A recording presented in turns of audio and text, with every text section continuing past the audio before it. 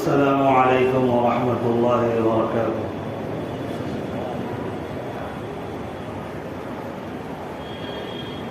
الحمد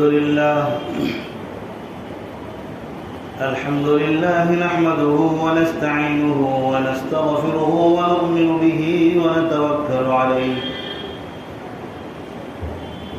ونعوذ باللہ من شرور انفسنا ومن سیئات اعمالنا من يهده الله فلا مضل له ومن يضلله فلا هادي له ونشهد أن لا إله إلا الله وحده لا شريك له ونشهد أن سيدنا ومولانا محمدا عبده ورسوله اللهم صل على سيدنا محمد وبارك وسلم وعلى آله وأصحابه أجمعين أما بعد فأعوذ بالله من الشيطان الرجيم بسم الله الرحمن الرحيم محمد رسول الله صدق الله العظيم۔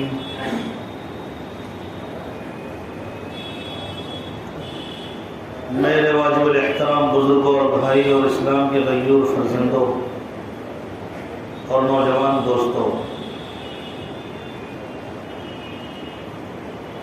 اللہ تبارک و تعالیٰ کا احسان ہے کہ اللہ تبارک و تعالیٰ نے ہم سب کو پیارے آقا صلی اللہ علیہ وسلم کی امت میں پیدا فرمایا۔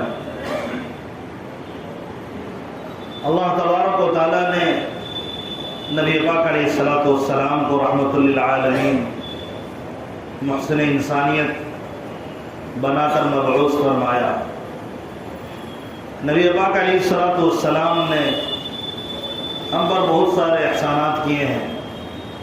سب سے بڑا احسان یہ اللہ کے نبی صلی اللہ علیہ وسلم کا ہم پر ہے کہ نبی پاک علیہ السلام نے ہمارے لیے ایسی محنت کی اور ایسی دعائیں کی کہ آج ہم مومن ہیں، مسلمان ہیں۔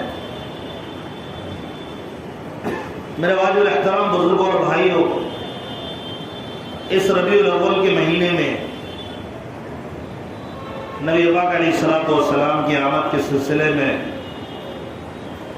بہت ساری باتیں سیرت کے حوالے سے ہوتی ہیں اور میں بھی کئی جگہ سے آپ کے سامنے کچھ نہ کچھ رکھ رہا ہوں۔ نبی پاک علیہ السلام ہمارے لیے آئیڈیل اور نمونہ ہے، تو نبی پاک علیہ السلام کی زندگی ہمارے سامنے ہونی چاہیے تاکہ ہم نبی پاک علیہ السلام کی زندگی کے مطابق زندگی گزار کر کامیاب ہو سکیں اور ہمیں دونوں جہاں میں عزتیں ملیں اور ہم نقصان سے، خطرات سے، عذاب الہی سے بچ سکیں۔ ہر امتی کو، ہر مسلمان کو نبی پاک علیہ السلام کے بارے میں، نبی پاک علیہ السلام کی زندگی کے متعلق معلوم ہونا ضروری ہے۔ اتنا معلوم ضروری ہو جائے کہ جس سے آدمی زندگی گزارنے کا طریقہ سیکھ لے کہ نبی پاک علیہ السلام کیسے زندگی گزارا کرتے تھے۔ لیکن افسوس، جس ماحول میں اور جس طرح ہماری زندگی گزر رہی ہے، ہمیں تو نبی کے بارے میں بنیادی باتیں بھی معلوم نہیں،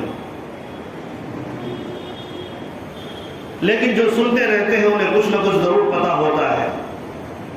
بعضوں کو تو نبی کا نام کا بھی صحیح سے پتہ نہیں، نبی کے نام کا مطلب کیا ہے، نبی کے کام، نبی پاک علیہ السلام نے کام کون سا کیا ہے، نبی کا مقام کیا ہے۔ بس یہ زبان پر رہتی ہے یہ بات کہ نبی سے بڑھ کر کسی کا مقام نہیں، نبی سے بہتر کسی کا کام نہیں، نبی سے بہتر کسی کا نام نہیں، لیکن ہمیں اس کے واضح مطلب سمجھ آنے چاہیے، اس کی تشریحات سمجھ میں آئے تو بات ہمارے دلوں کے اندر اچھی طرح بیٹھ جائے گی۔ اس لیے آج میں چاہتا ہوں چند منٹوں میں آپ کے سامنے کچھ ایسی باتیں رکھ دوں جو آپ بھی اس کو یاد کریں، محفوظ کریں اور دوسروں تک پہنچائیں۔ 3 باتیں ہر امتی، ہر مسلمان کو کم سے کم نبی کے سلسلے میں معلوم ہونی چاہیے اور یاد ہونی چاہیے اور دوسروں تک ہم پہنچانے والے بنے۔ نمبر 1، نبی کا نام کیا ہے؟ نمبر 2، نبی کا کام کیا ہے؟ نمبر 3، نبی کا مقام کیا ہے؟ کتنی چیزیں ہو گئی بتائیے؟ کیا کیا ہو گیا؟ بولیے زور سے، ارے بولیے نا بھائی۔ نبی کا نام، نبی کا کام، نبی کا مقام۔ سب سے پہلے نام پر گفتگو کریں گے۔ میں نے قرآن مقدس کی آیت پڑھی ہے، محمد الرسول اللہ۔ اللہ تبارک و تعالیٰ نے اپنے پیارے آقا کا نام بتایا، اپنے پیارے حبیب رسول کا نام بتایا کہ میں اپنے ایک رسول کو بھیجنے والا ہوں جس کا نام محمد ہے۔ محمد کا کیا معنی ہوتا ہے؟ محمد کا معنی جس کی تعریف کی جائے۔ نبی کے صفاتی نام اور بھی ہیں، نبی کے ذاتی نام 2 ہیں، ایک نام محمد ہے اور ایک نام احمد ہے۔ محمد کا معنی جس کی تعریف کی جائے، احمد کا معنی یہ بھی قرآن میں موجود ہے، یہ نام بھی قرآن میں اللہ تبارک و تعالیٰ نے حضرت عیسیٰ علیہ السلام کی بات کو نقل کیا ہے جو انہوں نے اپنی قوم سے کہا، وَمُبَشِّرًا بِرَسُولٍ يَأْتِي مِن بَعْدِ اسْمُهُ احمد، میں خوشخبری دیتا ہوں کہ میرے بعد ایک نبی آئے گا جس کا نام احمد ہے۔ احمد کا معنی تعریف کرنے والا، اور یہ حقیقت ہے نبی کی ذات وہ ہے کہ ہر تعریف کے لائق بھی ہے، اور نبی کی ذات وہ ہے جس سے زیادہ اللہ کی تعریف کرنے والا کوئی نہیں۔ اللہ تبارک و تعالیٰ نے یہ نام کیوں رکھا؟ علماء نے نکات بیان کیے ہیں، حکمتیں بیان کیے ہیں، مصلحتیں بیان فرمائی ہیں کہ نبی کا نام اتنا پیارا کیوں رکھا گیا جس کی تعریف کی جائے۔ اس لیے کہ اللہ تبارک و تعالیٰ نے نبی کو افضل الخلائق بنایا، سب سے افضل بنایا، سب سے رتبے والا بنایا۔ تو نبی کی ذات وہ ہے کہ جس کی صرف تعریف ہو، نبی نے کام ایسے کیے جس کی صرف تعریف ہو سکتی ہے، برائی ہر کس نہیں ہو سکتی، بلکہ برائی کے بارے میں تصور کرنا بھی ایمان کے لیے خطرناک ہو سکتا ہے کہ نعوذ باللہ من ذالک۔ نبی کے بارے میں کسی کام کے سلسلے میں کوئی یہ کہے کہ نبی نے ایسا کیوں کیا، یہ غلط اور یہ غلط تصورات ہو سکتے ہیں، اس لیے کہ نبی نے جو کچھ بھی کیا اللہ کے حکم سے کیا ہے، اور اللہ کے حکم سے بندہ جو کچھ کرتا ہے وہ تعریف کے قابل ہوتا ہے۔ پتہ یہ چلا نبی کی ذات وہ ہے جس کی تعریف ہو سکتی، برائی نہیں ہو سکتی، لیکن اللہ تبارک و تعالیٰ کے علم میں تھا ایک زمانہ آئے گا جب بندے کے پاس ایک زمانہ آئے گا اس روئے زمین پر اللہ کا نام لینے والا کوئی نہیں رہے گا، یعنی قرب قیامت میں ایک وقت ایسا آئے گا صرف کافر اور مشرک ہی ہوں گے، پھر اللہ تبارک و تعالیٰ اس دنیا پر فرا طاری کرے گا، آسمان کو توڑ کر رکھ دے گا، زمین میں زلزلہ برپا کر دے گا، پہاڑوں کو روئی کی طرح اڑا کر رکھ دے گا۔ جس ذات نے پیدا کیا یہ سب کچھ کرنے والا ہے، لیکن یہ قیامت کس پر آئے گی؟ روایات سے پتہ چلتا ہے قیامت کافروں پر آئے گی، مومنوں پر نہیں آئے گی۔ اللہ تبارک و تعالیٰ مومنوں کو پہلے ہی اس دنیا سے اٹھا لیں گے، وہ قبروں میں چلے جائیں گے، صرف دنیا کے اندر کفر و شرک کا غلبہ ہوگا۔ ایسے میں نبی جب اللہ کا نام لینے والا کوئی نہیں ہوگا تو پھر نبی کا نام لینے والا بھی کوئی نہیں ہوگا، کیونکہ اللہ تبارک و تعالیٰ نے اپنے نام کے ساتھ نبی کا نام جوڑا ہے۔ جہاں اللہ کا ذکر ہوتا ہے وہاں نبی کا ذکر ہوتا ہے۔ جب اللہ کا نام لینے والا کوئی نہیں ہوگا تو ظاہر ہے نبی کا نام لینے والا بھی نہیں ہوگا۔ ہاں یہ تو ہوگا کہ لوگ نبی کا نام لے کر نبی کی برائی کریں گے، تو اللہ تعالیٰ کو پتا تھا جب کوئی بندہ آگے چل کر نبی کی برائی کرے گا تو اس کو یہ نام ایسا میں رکھ دوں، یہ نام اس کو خود جواب دے دے۔ کیوں؟ اس لیے کہ اگر کوئی شخص نبی کے نام لے کر برائی کرے گا، یا تو زبان سے برائی کرے گا یا قلم سے برائی کرے گا، جب زبان سے کہے گا محمد اور نبی کی برائی بیان کرے گا، نبی کی مذمت کرے گا، اور نبی پاک علیہ الصلوۃ والسلام کے نام کے سلسلہ کا نام لے کر کچھ کہے گا، یہ زبان اس کی خود تردید کر دے گی، اور بدبخت تو نے ابھی محمد کہا، یعنی وہ ذات جس کی تعریف ہو سکتی ہے اور تجھے اتنا بھی علم نہیں ہو سکا اور تو اس کی برائی بیان کرنے لگا ہے۔ نام ایسا ہے کوئی قلم سے لکھے گا محمد، قلم خود تردید کر دے گا، او بدبخت ہوش کر، تو نے لکھا ہے محمد، یہ وہ ذات ہے جس کی صرف تعریف ہو سکتی ہے، اور تو نے آگے جملوں میں برائی بیان کرنا شروع کر دیا۔ تو اپنے عقل کے بارے میں غور کر، تو بیوقوف ہے، پاگل ہے، نادان ہے۔ اگر ہوش ہوتا، اگر عقل ہوتی تو یہ نہ کرتا۔ جب نبی کا نام تو نے محمد لکھا پھر تو برائی بیان کرتا ہے، یہ کیسے صحیح ہو سکتا ہے؟ نبی تو وہ ذات ہے، محمد تو وہ ذات ہے، محمد نام ایسا ہے جس کی صرف تعریف ہو سکتی ہے، برائی بیان نہیں ہو سکتی۔ اس لیے اللہ تبارک و تعالیٰ نے محمد نام رکھا۔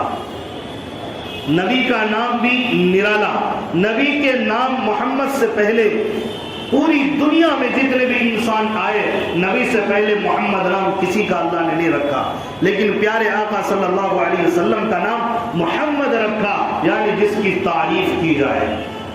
تو نبی کا نام محمد، نبی کا نام بھی نرالا۔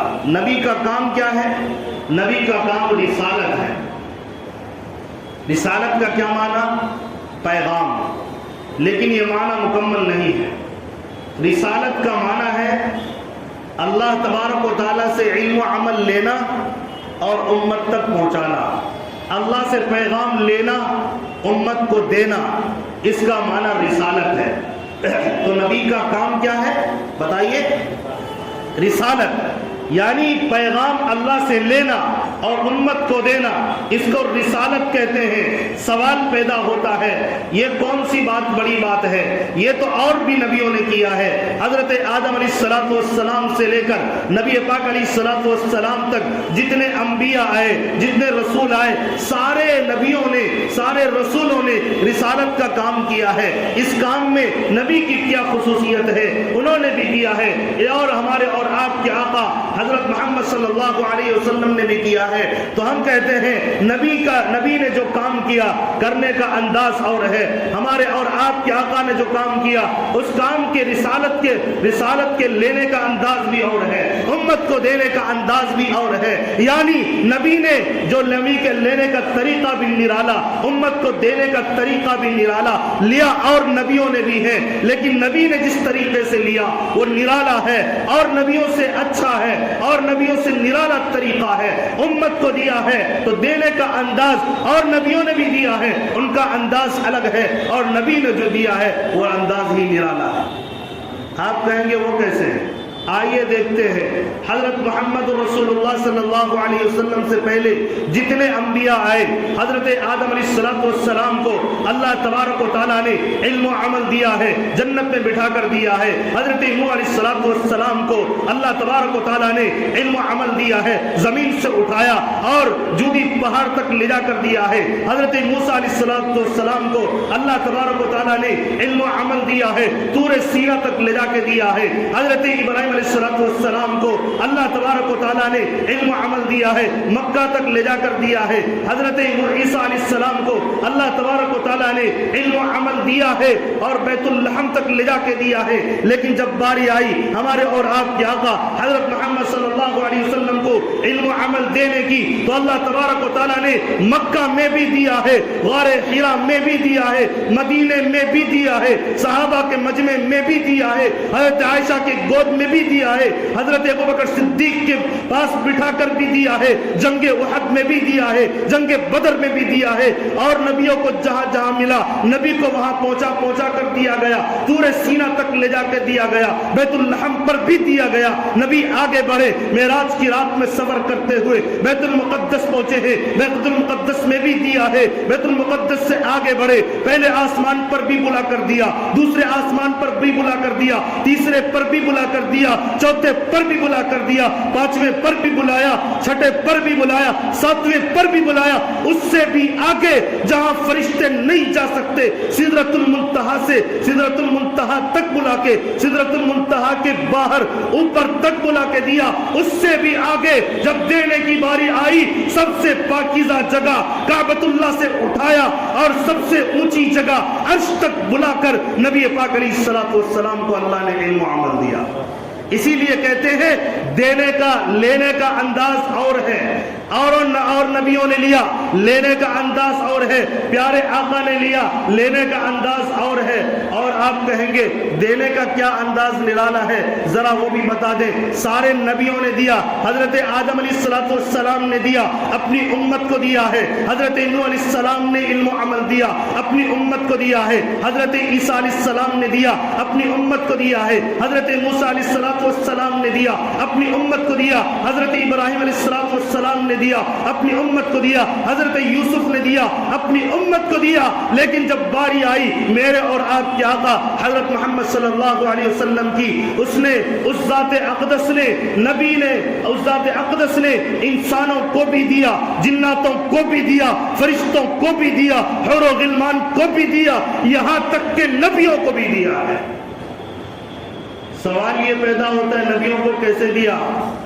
بیت المقدس میں انبیاء کرام علیہ السلام کی جماعت کھڑی تھی، نبی آئے، نبی کو کہا گیا آگے بڑھیے، امامت کرائیے، نبی نے امامت کی، اور امام مقتدی کو ثواب دیتا ہے۔ آپ کہیں گے وہ کیسے؟ اس لیے کہ اللہ تبارک و تعالیٰ کل قیامت کے دن امام کو بھی بلائے گا، مقتدی کو بھی بلائے گا۔ امام کے ساتھ مقتدی نے نماز پڑھی ہے، امام نے قیام کیا، مقتدی نے بھی کیا ہے، امام نے رکوع کیا، مقتدی نے بھی کیا ہے، اور امام نے سجدہ کیا، مقتدی نے بھی کیا۔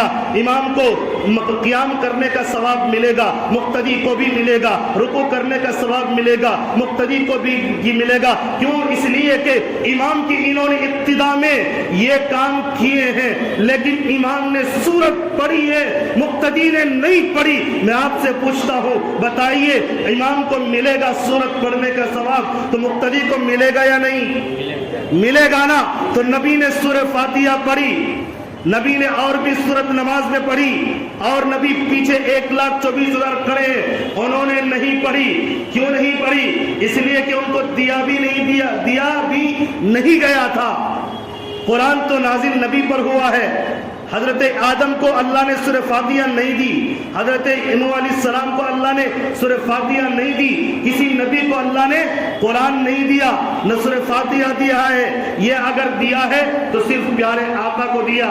پتہ یہ چلا نبی نے جب سورہ فاتحہ پڑھی اور سورتیں پڑھی ہے، جب اپنے آقا حضرت محمد صلی اللہ علیہ وسلم کو ثواب اللہ دے گا ان کے طفیل میں، ان کی وجہ سے اور نبیوں کو بھی دے گا۔ پتہ یہ چلا ہمارا اور آپ کا نبی وہ ہے جو امت کو بھی دیتا ہے اور نبیوں کو بھی دیتا ہے۔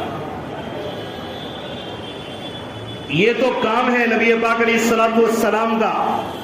اسی وجہ سے حضرت آدم علیہ السلام کو آدم صفی اللہ کہتے ہیں، حضرت نوح علیہ السلام کو نوح نجی اللہ کہتے ہیں، حضرت ابراہیم کو ابراہیم خلیل اللہ کہتے ہیں، حضرت موسیٰ کو موسیٰ کلیم اللہ کہتے ہیں، حضرت عیسیٰ کو عیسیٰ روح اللہ کہتے ہیں۔ یہ سارے نبی ہیں، لیکن پیارے آقا کو محمد الرسول اللہ کہتے ہیں۔ رسول اور بھی ہیں، لیکن پیارے آقا کو رسول اللہ کہا گیا۔ تو یاد رکھیں گے نا، نبی کا نام بھی نرالا، نبی کا کام بھی اعلیٰ اور نرالا۔ اس لیے ہم کہتے ہیں یہ باتیں ہر آدمی کو پتہ ہونا چاہیے، ہر مومن کو، مردوں کو، عورتوں کو، بچوں کو پتہ ہونا چاہیے کہ نبی کا نام بھی اعلیٰ اور نبی کا کام بھی اعلیٰ۔ اور آگے سنیے، نبی کا مقام بھی اعلیٰ۔ نبی کا مقام کیا ہے؟ نبی کا مقام ہے ختم نبوت۔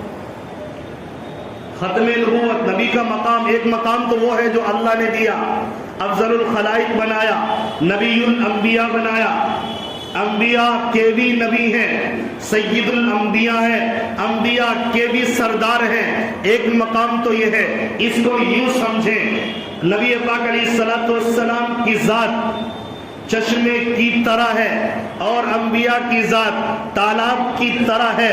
جب چشمہ نکلا ہے، تالاب میں جمع ہوا ہے، نبی سے صفات نکلتے ہیں اور نبیوں کو ملتے ہیں۔ نبی صفات کے مرکز ہیں اور انبیاء کرام صفات کے لیے شاخ کی طرح ہے۔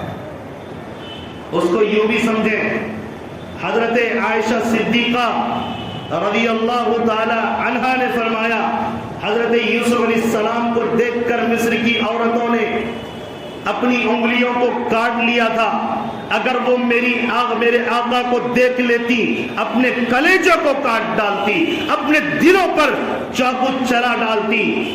کیا مطلب یہ ہے جب ان کی عورتوں نے، مصر کی عورتوں نے حضرت یوسف کو دیکھا، انگلیوں کو کاٹا اور نبی کو دیکھتے سینے کو کاٹ ڈالتی، مطلب کیا ہوا؟ اس لیے کہ نبی مرکز حسن ہے اور حضرت یوسف علیہ السلام شاخ حسن ہے۔ شاخ حسن کو دیکھا، شاخ بدن کو کاٹا ہے، اور نبی مرکز حسن ہے، مرکز حسن کو دیکھتا تو دل جو مرکز بدن ہے، مرکز بدن کو کاٹ ڈالتی۔ تو پیارے آقا نبی الانبیاء ہیں، اس طرح سے ہمیں سمجھنا چاہیے، سید الانبیاء ہیں صلی اللہ علیہ وسلم۔ تو پیارے آقا حضرت محمد صلی اللہ علیہ وسلم کا مقام ختم نبوت ہے۔ ایک ختم کا معنی جو میں نے بتایا، ایک ختم کا معنی یعنی نبی سے بڑا کوئی اور نبی نہیں، نبی آخر میں آئے، یہ بھی ایک ختم کا معنی ہے۔ مقام نبی کا ختم نبوت ہے، ایک ختم کا معنی نبی آخر میں آئے، نبی کے بعد کوئی دوسرا نبی نہیں آئے گا، نہ کسی زمانے میں آئے گا، نہ کسی جگہ پر آئے گا، اور نبی سے بڑا نبی کوئی آیا بھی نہیں، آئے گا بھی نہیں۔ ایک ختم کا معنی یہ ہے، ایک ختم کا معنی یہ ہے نبی سے بڑا کوئی اور نبی نہیں۔ نبوت کے سارے رتبے ہمارے اور آپ کے آقا حضرت محمد صلی اللہ علیہ وسلم پر ختم ہے۔ آپ کہیں گے وہ کیسے؟ ایک خطیب آپ کے مجمع میں آتا ہے، آپ کہتے ہیں زبردست خطابت کی ہے، خطابت ان پر ختم ہے۔ ایک تاریخ آتا ہے، زبردست قرات کرتا ہے، آپ کہتے ہیں قرات اس پر ختم ہے۔ تو جتنے قراء قرات کریں گے وہ سارے کی قرات اس پر ختم ہے۔ اس کا کیا مطلب؟ اس کے بعد کوئی قرات نہیں کرے گا۔ اس کا مطلب یہ ہے انہوں نے ایسی تلاوت کی ہے، اتنا حسن تھا ان کی تلاوت میں، ان کی قرات میں، اللہ تبارک و تعالیٰ نے دیا۔ مطلب یہ ہے قرات کے مقامات کرنے کے جتنے ہو سکتے تھے ان پر ختم ہے۔ خطابت کی جتنی بھی خطابت کے اصول ہو سکتے ہیں، حسن ہو سکتے ہیں، ان پر ختم ہے۔ ان کا مطلب، اس کا مطلب خطابت ان پر ختم، ان سے بڑا خطیب کوئی نہیں۔ نبی اور بھی ہیں لیکن نبوت ختم پیارے آقا پر بھی ہے۔ پتہ یہ چلا، ہم دیکھتے ہیں شجاع اور بھی ہے، امانت امین اور بھی ہے، صدیق صداقت اور بھی ہے۔ لوگوں کے پاس صداقت بھی ہے، شجاعت بھی ہے، امانت بھی ہے۔ یہ سارے نیک صفات نبوت پر ختم ہے، اور ساری نبوت کے مقامات ہمارے اور آپ کے آقا حضرت محمد صلی اللہ علیہ وسلم پر ختم ہے۔ تو یاد رکھیں گے نا انشاءاللہ، نبی کا نام بھی نرالا، نبی کا کام بھی اعلیٰ اور نرالا، اور نبی کا مقام بھی اعلیٰ اور نرالا۔ تو بتائیے نبی کا نام کیا ہے؟ بولیے زور سے، حضرت محمد صلی اللہ علیہ وسلم۔ نبی کا کام کیا ہے؟ رسالت۔ نبی کا مقام کیا ہے؟ ختم نبوت۔ نبی کے بعد نبی سے بڑا، نبی سے چھوٹا ہو یا بڑا، کوئی نبی نہیں آئے گا، کہیں نہیں آئے گا۔ اللہ تبارک و تعالیٰ نے نبوت کے دروازے کو، نبوت کے تمام مقامات کے ساتھ ساتھ نبی پر جمع کر کے ختم کر دیے ہیں۔ اب اگر کوئی کہے اس سے بڑا جھوٹا اور کذاب کوئی نہیں جو یہ کہے کہ مجھے نبوت ملی ہے، وغیرہ وغیرہ۔ جس طرح آج کل کچھ باولے پاگل قسم کے لوگ کہہ دیتے ہیں اور لوگ اسی کے پیچھے چل پڑتے ہیں، بھائی ان کو بھی نبی مانو۔ اتنا آسان عہدہ نہیں، بلکہ اللہ تبارک و تعالیٰ بناتے ہیں، کوئی خود نبی بنتا نہیں ہے۔ اس سے بڑا جھوٹا اور کذاب کوئی نہیں جو کہے کہ نبی کے بعد بھی کوئی نبی پیدا ہوگا۔ اللہ تبارک و تعالیٰ ہم تمام کو دین کی صحیح سمجھ عطا فرمائے، اور پیارے آقا صلی اللہ علیہ وسلم کی سمجھ عطا فرمائے۔ پیارے آقا صلی اللہ علیہ وسلم کے مقام کو سمجھ کر اللہ تعالیٰ ہمیں آپ صلی اللہ علیہ وسلم کی سیرت سنت کو اپنانے کی توفیق عطا فرمائے۔ آمین۔ وآخر دعوانا الحمدللہ رب العالمین۔